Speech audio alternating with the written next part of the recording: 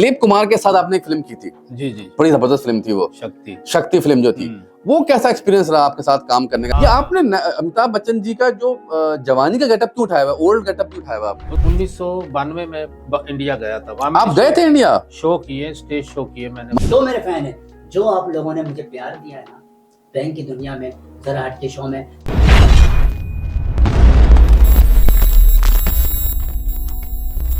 अस्सलामुअलैकुम जी, मेरा नाम एहसन खान है और आप देख रहे हैं एहसन खान शो। और आज मेरे साथ मौजूद है परवेज बच्चन साहब, तो उनसे आके मिलते हैं। नमस्कार, आदाब, गुड इवनिंग वैल्यू और सज्जनों। एहसन भाई, चलिए मैं और आप शुरू करते हैं कौन बनेगा करोड़पति। अरे वो असल में बात यह है कि हमें नहीं सर, मैं करोड़पति नहीं, आपका गेम वो अलग है, वो अलग शो है आपका। अरे ये आप मेरे पॉडकास्ट शो में आए हुए हैं, एहसन खान शो में आए हुए हैं। अरे मुझे तो हर शो अपना ही शो लगता है एहसन भाई। ऐसा लगता है कि मैं करोड़पति में बैठा हूँ और लोगों के साथ सवाल जवाब कर रहा हूँ। हाँ सही बात है। और आपको देख के तो वैसे लगता है कि वाकई आप कहीं आके गेम खेलना शुरू ना कर दें। अरे मुझे तो आदत सी हो गई है एहसन भाई के इस तरह के, जिस शो में भी जाता हूँ मुझे लगता है मैं करोड़पति खेल रहा हूँ, करोड़पति गेम खेल रहे हैं। तो अपना लैपटॉप तो लेके घूमते होंगे, लैपटॉप जो जिसमें सवाल आए कंप्यूटर जी पूछते हैं सवाल। चलिए हम आपसे एक सवाल पूछते हैं। ये लगता है कि ये टी शर्ट आपने लाइट हाउस से खरीदी है? सर ये लाइट हाउस, मुझे लग रहा है सदर साहब के पास 4 ऑप्शन है। नहीं भाई, आपका प्रोग्राम नहीं है सर। सॉरी मैं भूल गया। परवेज बच्चन साहब, क्या हो गया आपको? एहसन साहब सॉरी। मैं आपको बुलाया आपके बारे में जानने के लिए, आपकी चीजें के बारे में जानने के लिए, आपकी फिल्मों के बारे में जानने के लिए। मैं बता दूंगा कहाँ से लिए मैंने, आप बेफिक्र हैं। थैंक यू, बहुत शुक्रिया। ये बताइए परवेज बच्चन साहब, ये परवेज बच्चन आप कब बने? देखिए एहसन भाई, ये 1989 की बात है। 1989, 1989। वाह, उन दिनों की बात है। उन दिनों की तो बात मैं जिस रोड से गुजर रहा हूँ जी, तो लोग आवाजें दे रहे हैं, अमिताभ बच्चन जा रहा है, अमिताभ बच्चन जा रहा है। तो फिर बाकायदा मैंने ये सिलसिला शुरू किया। अच्छा, यानी कुदरत ने बनाया आपको अमिताभ बच्चन, पब्लिक के कहने पर। वाह वाह वाह। वीसीआर का दौर चला, लोगों ने अमिताभ बच्चन की फिल्में देखी, और जब मैं जिस रोड से गुजर रहा हूँ लोग आवाजें दे रहे हैं, वो अमिताभ बच्चन जा रहा है, वो अमिताभ बच्चन जा रहा है। ये बताइए परवेज बच्चन साहब के जब बैंक करप्सी जो हुई थी आपकी, जो अकाउंट आपके सारे करप्ट हो गए, तो आपको ऐसा क्या हुआ कि सारे पैसे लगा दिए आपने? आपने सोचा नहीं कि भाई मेरा कल को क्या होगा? सारे पैसे सुना आपने लगा दिए थे ना, फिल्में मिल रही थी आपको, एज भी ज्यादा हो गई थी आपकी उस वक्त बच्चन साहब। बात ये है कि प्रोडक्शन कंपनी खोली थी हमने, हाँ, तो उसमें ऐसी जो काम कर रहे थे फ्लॉप हो रहा था, हर काम फ्लॉप हो रहा था। जी जी जी। तो जाहिर है भाई, ये बिजनेस में ऐसा तो चांस बन ही जाता है कभी कभी कि इंसान ऐसे लॉस में आ जाता है कि बड़ी मुश्किलात आ जाती है। तो ऐसी मुश्किलात आई, लेकिन आपने कि कमबैक किया, उससे साबित होता है कि वाकई आप सुपरस्टार हैं। एक दफा, क्योंकि जब एक दफा इंसान उरूज पे चले जाता है और फिर जब नीचे गिरता है, वो बहुत कम होते हैं कि इतना नीचे गिरने के बाद दोबारा उरूज पे चले जाएं। तो अमिताभ बिग बी जो आपको कहा जाता है, वो सही कहा जाता है, क्योंकि आप नीचे ऊपर हुए, सुपरस्टार हुए, फिर आप फाइनेंशियली बिल्कुल करप्ट हो, बिल्कुल आप यू आर ऑन बैंकरप्सी पे आ गए, आपके पास पैसे नहीं थे, मसाइल थे, और दोबारा फिर आपने अपना को खड़ा किया। ये वाकई आपको बिग बी बनाता है, अमिताभ बच्चन बनाता है, इसमें तो कोई शक नहीं है। देखिए मैं तो यही कहूंगा लोगों से भी और सारे आर्टिस्टों से भी, ऐसे मौके जिंदगी में आते हैं, ऊंच नीच, गम, खुशी, लॉस, फायदा चलता रहता है, लेकिन हिम्मत नहीं हारनी चाहिए। मैंने हिम्मत नहीं हारी। फिर ऐसा हुआ, एक ऐसा दौर आया कि मेरे पास एक करोड़पति की ऑफर आई, फिर करोड़पति से दोबारा करोड़पति बन गया। करोड़पति बन गया। दिलीप कुमार के साथ आपने एक फिल्म की थी, जी जी, बड़ी जबरदस्त फिल्म थी वो, शक्ति फिल्म जो थी। वो कैसा एक्सपीरियंस रहा आपके साथ काम करने का? दिलीप साहब बड़े महान एक्टर हैं, दिलीप कुमार साहब, उनके साथ कैसा आपने? दिलीप साहब का तो मैं फैन हूँ, बाकी सारी इंडस्ट्री उनकी फैन है। और दिलीप साहब तो बहुत एक ग्रेट अजीम एक्टर हैं जी, और मैं उनका खुद भी बहुत बड़ा फैन हूँ। उनसे बहुत कुछ सीखने को मिला। एक मौके पर तो हिम्मत नहीं हुई कि दिलीप साहब के साथ कैसे काम करूंगा, लेकिन काम हुआ, अच्छा हुआ, काम अच्छा हुआ जी। ये जो शोले फिल्म आपने की थी, सुना है वो सिफारिश से मिली थी आपकी? धर्मेंद्र साहब की सिफारिश की थी आपके लिए और आपको काम मिला था? हाँ, देखें दौर ऐसा है कि उस वक्त भी ऐसा, हर दौर में ये ऐसा चला है, सिफारिश, ग्रुप बंदी, हर जगह पर, हर कंट्री में, हर शहर में ये चलता रहता है। और उस वक्त धर्म साहब बड़े अरूज पर थे, तो मैं उनके पास गया, मुझे पता चला कि ये फिल्म शोले बन रही है जी। तो मैंने उनसे कहा, धर्म साहब आप मेरी सिफारिश करें, तो उन्होंने सिफारिश की और मुझे काम मिल गया और वो फिल्म इतनी सुपर हिट हुई कि हर करेक्टर उसका सुपर हिट हुआ। तो आज भी लोग शोले को बार बार देख रहे हैं। क्या बात है। कोई ऐसा डायलॉग जो आपको बहुत पसंद हो, वो बताइए बच्चन साहब, जो आपको फेवरेट डायलॉग आप। मेरी एक फिल्म थी अग्निपथ, जी जी, उसका डायलॉग सुनाता हूँ आपको। सुनाइए सुनाइए। विजय दीनानाथ चौहान पूरा नाम, बाप का नाम दीनानाथ चौहान, माँ का नाम सुभाषिनी चौहान, गांव मांडवा, उम्र 36 साल 9 महीना 8 दिन, ये 16वां घंटा चालू है। मालूम क्या कहना चाहता है तू? क्या कहना चाहता है? कि वो लोग मेरी मौत का वक्त मुकर्रर किया, मगर मुझको मालूम कि वो कौन सा वक्त मुकर्रर किया। ये देखो, आज शाम 6 बजे मौत के साथ अपना अपॉइंटमेंट है। अपॉइंटमेंट अब इंग्लिश बोलता है। आए। अरे क्या बात है, very nice very nice very nice. अभी हम ऐसा करते हैं, आपके लिए भी सरप्राइज है एक सर।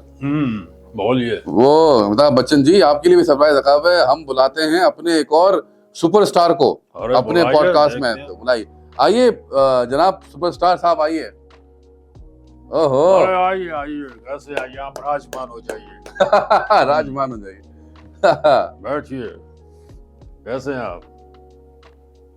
अमिताभ बच्चन है, आमिर बाबा। क्या हो गया? कहाँ पहुंच गए आप? किसी अमिताभ बच्चन को कैसे देख रहे हैं आप? कोर्ट में देख रहा हूं मैं, ये कोर्ट देख रहा हूं, ये कोर्ट मेरा गुम हो गया था। पता है अमिताभ बच्चन के पास कोर्टों की कमी है क्या? सर, ये बात की। मैंने तो आपकी बड़ी फिल्में देखी। एक तो फिल्म देखी आपकी मैंने, नमक हलाल, अरे वाह, जिसके अंदर आपने पगड़ी पहनी और वो जो धमाल कर रहे थे। क्या बात है, क्या बात है सर। आपने एक इंग्लिश में कुछ कहा था, वो जो पकोड़े तलने वाली बातें थी सर, वो एक बार कहते मेरे सामने। लो कर लो बात। लो कर लो। अरे बाबूजी, ऐसे इंग्लिश आवे that I can leave अंग्रेज behind. You see sir, I can talk English, I can walk English, I can laugh English. Because English is very funny language. Barrow become baron and baron become barrow. Because the mind is very narrow. In the year 1929, because India played against Australia in the Melbourne city, Vijay Merchant and Vijay Hazaria, there was a decrease, and Vijay Merchant told Vijay Hazaria, look, this is very prestigious match. You must consider the match very carefully. So considering the consideration of Vijay Hazaria gave Vijay Merchant told Vijay Hazaria, look, this is ultimately has to any consideration. When the ball was striking leg side, the consideration come ultimately. Income nearly, sir. In the year 1979, because India played against Pakistan in one-cut stadium, Wasim Raja and Wasim Bari, there was a decrease, and Wasim Raja told Wasim Bari, which has not considered their father consideration as give me, may be considered very ultimately their father run taking. Wasim Raja told Wasim Bari, and Wasim Bari told Wasim Raja, you must take a run, and ultimately both of them run, and suddenly there goes out. ओहो, ऐसी लगी हमारी English. इसका तर्जुमा मुझे बता दे बस। यार वैसे आमिर बाबा, ये अमिताभ बच्चन जी हैं, ये हमारे पाकिस्तानी अमिताभ बच्चन जी। आप तो असली वाले अमिताभ हो ना, आमिर बाबा। आप असली वाले आमिर बाबा हो या आप भी पाकिस्तानी आमिर बाबा हो? नहीं, मैं ओरिजिनल। आप ओरिजिनल आमिर बाबा हो? ओरिजिनल आमिर बाबा। पक्की बात है? पक्की बात। मालूम चला। एहसन साहब, पाकिस्तान की बात चले तो पाकिस्तान का एक आपको डायलॉग सुना। जी हाँ, जी हाँ। सर समझना पाकिस्तान, अस्सलाम वालेकुम। मेरा नाम परवेज बच्चन है। इश्क मेरा मजहब, मोहब्बत मेरा ईमान, मोहब्बत जिसके लिए शीरी और लैला के नाम फूलों की खुशबू बन गए, जिसके लिए फरहाद ने पहाड़ों का सीना चीर कर दूध की नहर बहा दी, जिसके लिए मजनू ने सराओं की खाक छानी और आज भी जिंदा है तारीख बनकर, उसी मोहब्बत के लिए पाकिस्तान का ये अमिताभ बच्चन आपके चैनल पर मोहब्बत की खैर मांगने आया। आजमाइश कड़ी है, इम्तिहान मुश्किल है, लेकिन हौसला बुलंद है। जीत हमेशा मोहब्बत की हुई है, सदियों से यही होता आया है, यही होता रहेगा। खुदा गवाह है, खुदा गवाह है। यार बहुत अच्छे, यार बहुत अच्छे। क्या बात है आपकी। वैसे यार बहुत टैलेंटेड आदमी है। अब हम चाहते हैं कि हमने जो इंडियन अमिताभ बच्चन से तो बड़ी बातें कर ली, अब हम चाहेंगे कि परवेज भाई से बात करें। तो अब परवेज भाई से हमारी, क्योंकि लोग आप तो भी जानना चाहते हैं कि परवेज कौन है, जो जाहिर है बच्चन साहब छुपे हुए हैं, वो तो निकल के आ चुके हैं। अब मैं चाहता हूँ कि परवेज कौन है, ये बताएं। परवेज साहब कहाँ रहते हैं, उनके कितनी बच्चे हैं, शादी हुई कि नहीं हुई? परवेज भाई अपने बारे में थोड़ा बताइए कुछ। देखिए, ये शुरू की बात है 1989 की जी। मैं छोटे छोटे शो करता था, शौक तो था शुरू से ही मीडिया में आने का। हाँ, मेरे वालिद साहब थे जब हम बचपन में, तो वो इलाके में जो लोग रहते थे ना, सबसे पहली तफरी होती थी लोगों की पहले किसी दौर में फिल्म। जी तो हम सारे बच्चों को, आस पड़ोस के सारे बच्चे इकट्ठे करने, हमें हमारे वालिद साहब ने और दूसरे जो उनके दोस्त थे हमें सिनेमा ले जाते थे, फिर हमें फिल्म दिखाते। वहीं से सिनेमा से फिल्में देखते देखते हमें भी शौक पड़ गया। जब कैसेटों का दौर था परवेज भाई? नहीं, सिनेमा स्क्रीन, ऑडियो कैसेट का दौर था वो।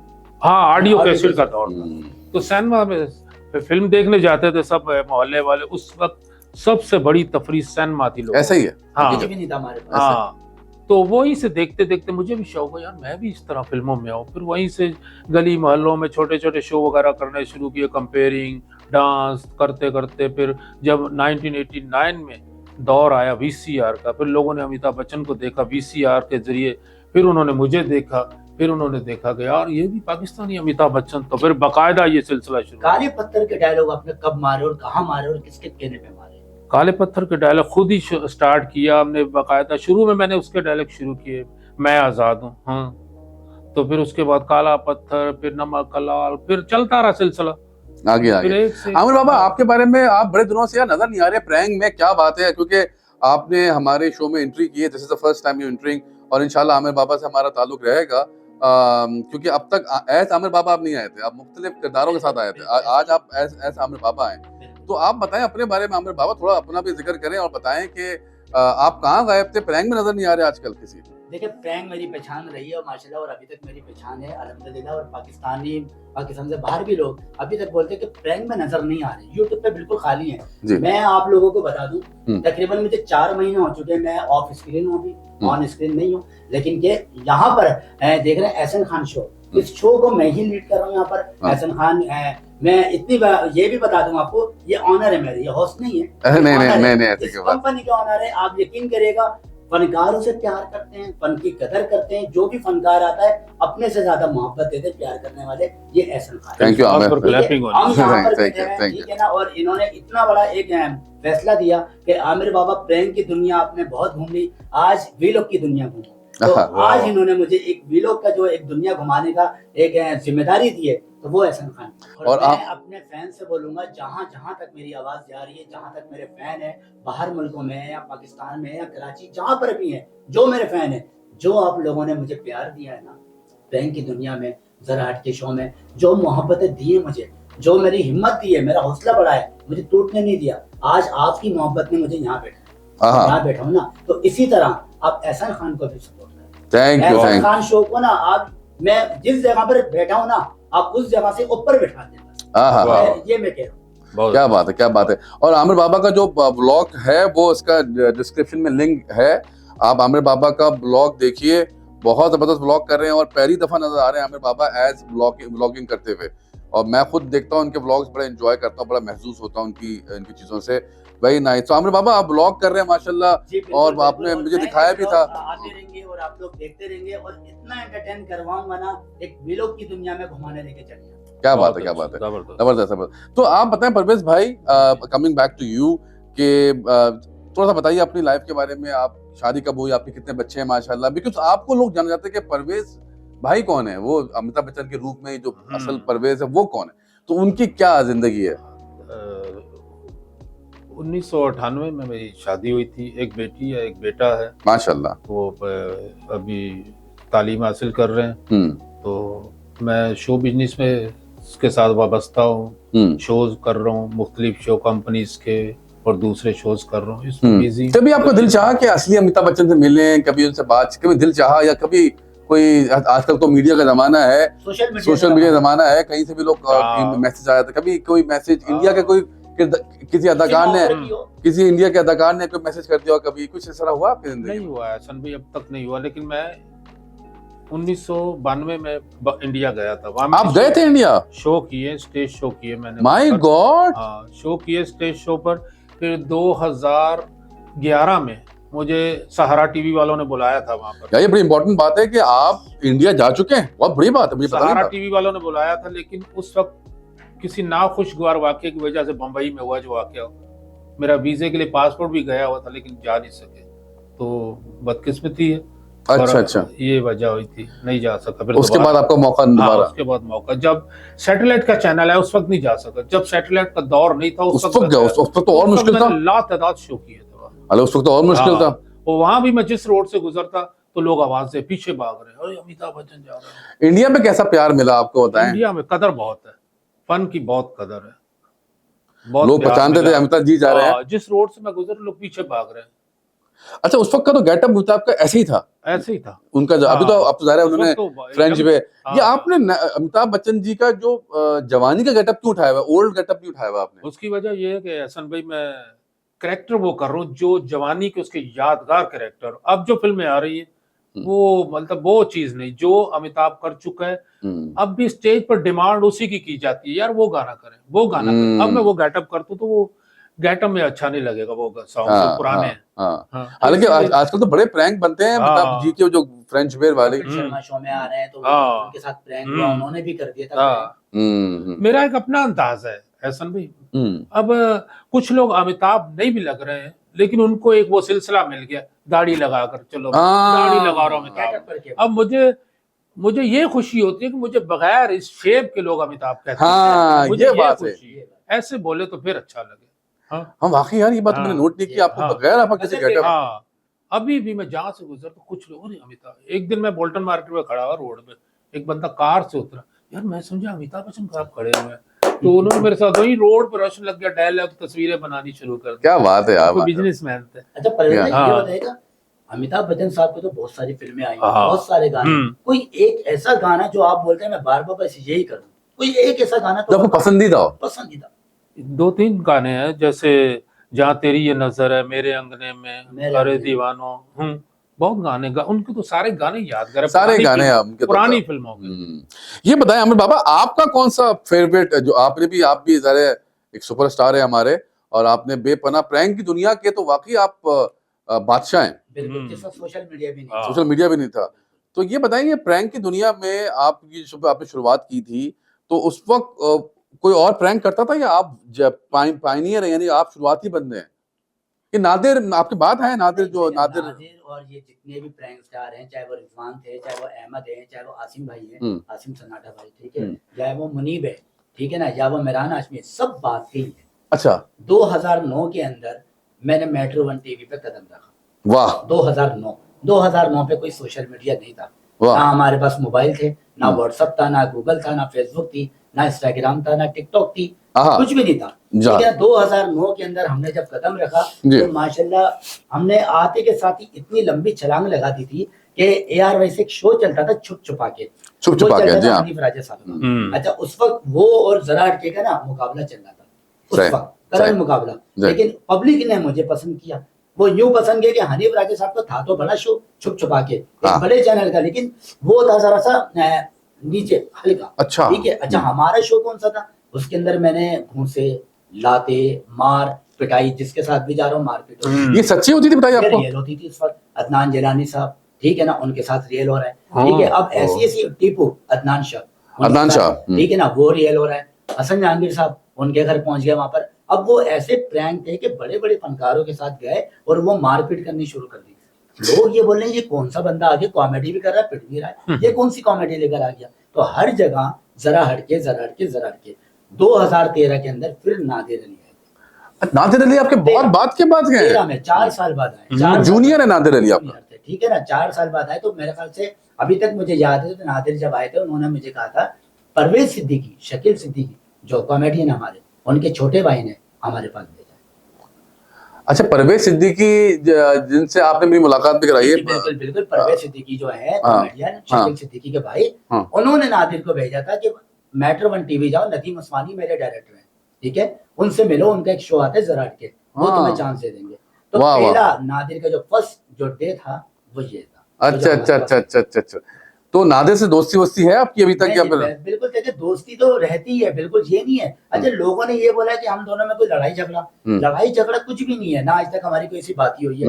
लेकिन नाराजगी कहाँ पर है, सिर्फ मेरा फोन नहीं उठाते। अच्छा, अब फोन क्यों नहीं उठाते, या तो अल्लाह ने उनको इज्जत दी है, देखें तो बिल्कुल कोई शक नहीं है, अल्लाह ने इज्जत दी है, एक नाम भी हो गया। हम कहते हैं अल्लाह, नादिर भाई अल्लाह आपको बहुत इज्जत दे, और इतनी इज्जत दे कि शायद तुमने कभी सोची भी ना हो। सही। लेकिन कम से कम इतना बस देख लो कि यार एक सीनियर भी हो ना, एक रिस्पेक्ट भी होती है ना, जी हाँ। उसको देखकर रैंक स्टार अपनी जगह है, वो लेवल अपनी जगह है, सही बात। लेकिन एक सीनियर को देखकर कि नहीं यार ये हमारे साथ के हैं, चल यार इनका फोन उठाएं, फोन उठा के देखें बोलना क्या चाहते हैं।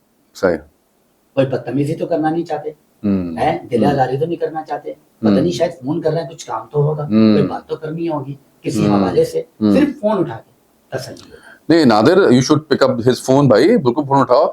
नादिर से जितनी मेरी मुलाकात हुई तो मुझे तो बड़ा फनी कैरेक्टर लगा, बड़ा मजेदार आदमी है, लेकिन नादिर ये अच्छी बात नहीं है। मैंने मजेदार बंदा है, नो डाउट। हम लोग साथ रहे, हमने 25 रुपए में खाने खाए। नादिर याद है ना, हम मेट्रो की जब शूटिंग होती थी और जब हमारे कैमरे निकल रहे होते थे, हम दोनों चुपके से जाते थे और 25 रुपए है ना मिला के 12 रुपए मिला के, ठीक है ना, हम वहाँ पर सालन खाते थे। आपने P4 पकाओ में भी काम किया जी, आपकी एक दो सॉरी आपकी नजर आया था आप प्रैंक में, फिर आप गायब हो गए, उसके पीछे क्या कहानी थी? उसके पीछे कहानी क्या, बस वो उनकी जगह थी, ठीक है, उन्होंने मुझे मना कर दिया, ठीक है, लेकिन उन्होंने बुलाया था आपको? बुलाया खुद था। मैं नहीं गया था। नादिर और मेरी मुलाकात गौसिया नली बिरयानी पर हुई थी, कादरी जो नली बिरयानी जैक्टाबाद की, ठीक है ना। मैंने नादिर को वहाँ बुलवाया था, दावत दी थी। आपने दावत दी थी? मैंने दावत दी थी। नादिर की मोहब्बत थी कि पूरी टीम वो लेकर आ गया था, वाह, कादरी नली बिरयानी पे वो आ गए। तो उस दौरान उसी वक्त उसने बोला मुझे आमिर बाबा चाहिए, वाह। मैंने बोला ले जा आमिर बाबा, बोला बस मुझे बाबा चाहिए, क्योंकि बहुत पहुंचे हो बाबा, ठीक है ना। फिर नादिर ने ये भी बोला कि बजट क्या लेगा, मैंने जो नादिर देगा वो मेरा तोहफा है, बजट नहीं। अगले दिन नादिर ने मेरे लिए बंदा भेजा, गाड़ी आई और मुझे लेकर गई शूट पे। लेकिन आप छोड़ा क्यों आपने? बस मैंने कहा ना सर, तो उनकी अपनी जगह है, मेरी अपनी जगह है, वो उनके मामला, मुझे ही आज तक पता ही नहीं चल सका कि मामा वहां पर फिट क्यों नहीं हो पाया, वजह क्या थी, मामला क्या थे, ये उनकी टेक्निकल बातें थी। बात ये ना हसन भाई, जैसे एक मयान में दो तलवारें नहीं रह सकती, एक जगह पर दो प्रैंकर नहीं रह सकते, दो प्रैंकर। असल में मुझे जो लगता है, जो मेरी अपनी ओपिनियन है कि दोनों अपने अपने मतलब प्रैंक के स्टार हैं, तो शायद दोनों अपने प्रैंक के स्टार हैं, और ये क्योंकि ये डोमिनेट करते हैं प्रैंक में। अगर आप नोट करें, मैं तो उनके सारे प्रैंक बड़े शौक से देखे, ये जब भी प्रैंक करते थे मैं देखता था, तो ये हर प्रैंक में डोमिनेट करते थे। शायद उनको समझ नहीं आया होगा, मेरे ख्याल में। यहाँ तक मुझे इत्तला थी कि आसिम सन्नाटा भाई ने मुझे स्पेशली कहा था कि आमिर बाबा, जब मेरा पहला प्रैंक अपलोड हुआ था, पहला प्रैंक, तो उसके अंदर कमेंट्स की लाइनें लग गई थी, शेरी रमजान थे उस वक्त, तो शेरी में 2:45 बजे अपलोडिंग हुई थी, रात के शेरी का वक्त था। मैंने अपलोडिंग देखी तो कमेंट्स आने शुरू हो गए, शेर आ गया, उस्ताद आ गया, लेजेंड आ गया, अब मजा आएगा, काफी टाइम हो गया लेजेंड को देखा नहीं। फिर मुझे आसिम भाई ने मुझे कॉल पे बताया, आमिर बाबा ये जो कमेंट्स आ रहे हैं ना, ये गलत हो गए। मैंने ये लोग मेरे हैं नहीं आसिम भाई, मेरे लोग नहीं है, ना मैं करवा रहा हूँ, ना मैं किसी को जानता हूँ, चैनल नादिर का ही है, नादिर का ही P4 पकावे, मेरा नहीं है, क्राउड उन्हीं का ही है। शायद वो बात उनको नामुनासिब लगी हो, शायद ये हो सकता है, ठीक है ना, कि कमेंट्स में, लेकिन आपको इल्म नहीं है इस बारे में? नहीं, मुझे शायद। और आमिर बाबा बहुत अच्छे डांसर भी हैं। हाँ, आमिर बाबा, ये बताएं, लोगों को बताएं आपके बेसिकली आपका जो एंट्री हुई थी वो एज अ डांसर हुई थी, वो क्या सीन था? पहले आप प्रैंक स्टार तो नहीं थे? किस्मत में ये था कि बनने में डांसर आया और एक्टर बन गया, और नसीब में मुझे एक्टर बनना था और मैं डांसर बनने निकल गया था। स्टार्टिंग में सबसे पहले जो परवेज भाई ने बताया कि जब फिल्मों का शौक था तो ऑडियो कैसेट का जमाना था, हम 4 लड़के होते थे और ऑडियो कैसेटें ले लेकर चलते थे, जहाँ टेंट नजर आया और टेप रिकॉर्ड एम्पलीफायर नजर आते थे, और वहां पर हम बोल दिया करते थे यार हमारा ग्रुप है और हमें ले लें, ठीक है ना, 3-4 गाने करवा लें, जो भी है।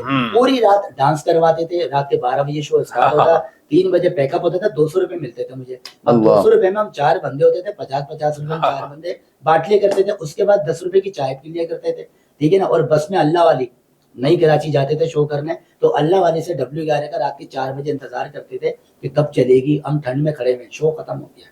उस वक्त हमारे पास कोई मोबाइल नहीं थे, अगर पार्टी कोई एड्रेस देती थी तो PTCL पर हम फोन करते थे और पर्चा हाथ में होता था हमारे, हम एड्रेस लेकर पहुंचते थे। बहुत स्ट्रगल किया है। और एम्पलीफायर का दौर, अब तो मोबाइल के दौर आ गए, अब तो मेमोरी कार्ड्स आ गए, अब तो बहुत साउंड सिस्टम आ गए, अब तो बहुत ही वो यूनिक सारा काम हो गया ना। तो बनने में एक्टर आ रहा था, मैं डांसिंग की दुनिया में चली गई। मैं डांसिंग, तो ये डांसिंग आपको कैसे लगा? आपको शुरू में कैसे, क्योंकि कोई आपका टीचर नहीं था, कोई सिखाने वाला नहीं था, कोई भी नहीं था, तो आपको कैसे लगा कि आप डांसर बन सकते हैं? कुछ 3-4 लड़के थे वो डांस करने जाते थे, मैं भी चले गया। मेहंदी में मैंने उनके वो होते थे कांगो, जो बजाने वाले, मैं पकड़ लेता था। फैमिली गाना गा रही है मेहंदी में और मैं कांगो पकड़ा हूँ, वो बजाए जा रहा है कांगो मास्टर। मुझे शौक हो रहा, शौक होते होते मैंने उमर शरीफ साहब की कॉमेडी जो चलती थी 86 ऑडियो, उसकी लिपसिंग मैंने की। अच्छा, लिपसिंग में पूरे याफ्ताबाद में नाम पॉपुलर हो गया कि यहाँ पर आमिर नाम का लड़का है, इतने लंबे लंबे बाल हैं जिसके, मेरे इतने लंबे। अभी तो नजर नहीं आ रहे। नहीं, अब नहीं। ठीक है, तो आमिर जो है ना, उसका डांस ग्रुप रखो, वो कॉमेडी बड़ी प्यारी करता है। हाँ। उमर शरीफ साहब की लिपसिंग में करता था, और लिपसिंग क्या, उसको रियल एक्सप्रेशंस के साथ। ठीक है, अच्छा, उसके दौरान मैंने डांस भी कर लिया। तो डांस करते करते मेरे अपना डांसिंग ग्रुप हो गया, फिर वो ग्रुप हो गया आमिर बाबा डांसिंग ग्रुप। वाओ, हाँ। कितने लोग थे उसमें? उसके अंदर हम 4 लड़के थे और फीमेल भी थी। ठीक है ना, फीमेल भी। अच्छा, आप हम कब से जानते हैं आमिर बाबा को? तकरीबन 15-18 साल से वाह यार, वाह वाह वाह वाह। बहुत तो शौक दोनों किया। साथ भी किया वो आपने? भी किए हमने। अच्छा, जो आइटम हाँ। परवेज भाई करते थे, अच्छा परवेज भाई तो ओरिजिनल है अमिताभ बच्चन साहब। अच्छा, वही आइटम मैं ये भी करता था, करते थे काले पत्थर कभी। के डायलॉग, काले पत्थर के डायलॉग। वो ये वो भी गाना मैं भी करता करते थे था। कभी, अच्छा, कहीं मैं के पान करता था बना जा चली भाग जा, हाँ। नहीं बाबा नहीं। वो मेरा एक, ये समझ के एक मेरे कोट ले लें या मुझे लकब ले लें कि आमिर बाबा को बुलवाना। अमजद राना साहब का शो होता था यार, वो काले पत्थर के डायलॉग और वो जा चली भाग जा करना है, एक आइटम के लिए मुझे बुलवाया जाता था। लेकिन वो स्पेशली वो था परवेज भाई का, मार्केट में ये लेकर आए थे। अब डांस करते करते मुझे देखने लगा, मैं डांस तो करता जा रहा हूँ, मुझे कुछ मिल नहीं रहा। लेकिन मैं इंडिया में, मेरे को यहाँ दोस्त है, मुझे उन्होंने मुझे एक मिसाल दी। बोले आमिर बाबा क्या करता हूँ? मैंने, सर मैं डांसर हूँ, मैं डांस करता हूँ। तो बोलने लगे कि आपको एक मिसाल दे रहा हूँ और एक बात समझा रहा हूँ, बुरा नहीं लगे तो मेरी बात मान लेना। मैंने बोले सर, बोले आपने फिल्में देखी गोविंदा की? मैंने जी सर देखी है। मैंने गोविंदा के उस्ताद कौन है? मैंने गणेश है, जो मोटे हैं गणेश, वो उस्ताद है गोविंदा की। बोलने लगे आपने गोविंदा की फिल्मों में देखा होगा कि गणेश पीछे होते हैं, गोविंदा आगे होते हैं, मतलब कि हीरो आगे है, डांसर पीछे है। ठीक है ना, आपकी डांस की जो लाइफ होगी ना, वो बहुत पीछे चली जाएगी। आप एक्टिंग करो, एक्टिंग करोगे तो आगे आ जाओगे। एक्टर की कोई उम्र नहीं है। फिर उसने मिसाल दी अमिताभ बच्चन साहब की, दिलीप कुमार साहब की, धर्मेंद्र, आज भी हीरो हैं, आज भी सदाबहार हैं स्क्रीन पर। वो बात मैंने फॉलो की, मैंने डांस को खैरबाद किया, फिर मैं प्रैंक की दुनिया में मैंने कदम रख दिया। तो प्रैंक ने आज मुझे एहसन खान शो में बैठा। बहुत बहुत जज़ाकल्लाह जज़ाकल्लाह जज़ाकल्लाह। आप कोई मैसेज देना चाहें परवेज भाई? कैमरे आपके सामने है, कोई any message you would like to give? मैं यही मैसेज दूंगा कि तमाम पाकिस्तानियों से और तमाम अपने जितने भी दोस्त हैं और जो ये चैनल्स देख रहे हैं, प्यार मोहब्बत कायम करें, आपस में मिलजुल कर रहें, माँ बाप की इज़्ज़त करें और तमाम उन लोगों का ख्याल करें जो किसी चीज़ के मोहताज हैं, उनको वो उनकी सपोर्ट करें जो बेचारे गरीब हैं। तो और दूसरा सबसे प्यारा मैसेज एक ये दूंगा कि इस चैनल को सब्सक्राइब करें और लाइक करें। थैंक यू, बहुत बहुत शुक्रिया। बच्चन साहब की आवाज में बोलते हैं, सब सुनो। लाइक और सब्सक्राइब करें। भाई और सजनों, एहसन खान का ये शो बहुत ही ज़बरदस्त शो है। इस चैनल्स को आप लाइक करें, सब्सक्राइब करें और हमेशा देखते रहें। थैंक यू, बहुत बहुत शुक्रिया। आमिर बाबा, आप कोई मैसेज देना चाहें अपने फैंस को? बस मैसेज इतना ही देना चाहूंगा कि मेरी बात को मान लीजिएगा, मैंने कभी अपने लिए कुछ भी नहीं बोला, किसी से कुछ भी नहीं कहा, लेकिन आज बोल रहा हूँ और ऐलान कर रहा हूँ, एहसन खान शो को सब्सक्राइब कर दें। हाँ, क्या बात है, क्या बात है। Thank you so much Aamir भाई, आपका परवेज भाई। इंशाल्लाह जल्द किसी और गेस्ट के साथ मुलाकात होगी। जब तक अपना ख्याल रखिए।